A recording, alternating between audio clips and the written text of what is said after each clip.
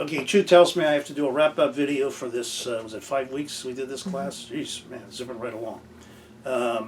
She just informed me that it appears that 90% or 89% of the registered students are going to complete the class with a grade of C or above, which is great. That's what was our objective, is we're trying to get people to complete these classes. And I want to thank everybody for participating on that. The second thing is, it's really, really important for you personally, as well as it relates to this course, to pay attention to what's going on geopolitically, because that affects the economy, that affects your lifestyle, it affects your student loans, it affects your opportunities as you move forward. And the thing, it was, Chu was telling me a story yesterday. She was in an interview, and they were asking her, where are you going to be 5 years from now? Well, here's a tip. We have no idea what the economy is going to look like 5 years from now. Don't have a clue.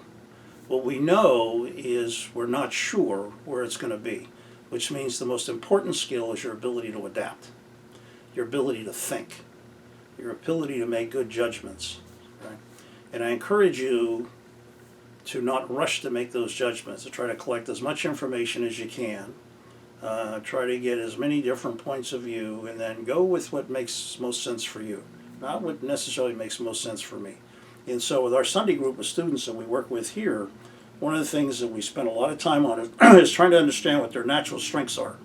Right? And once we figure out, here's what I think your natural strength is, and if they kind of agree with that, then we say, okay, well, what are the areas that most value and reward you for those natural strengths?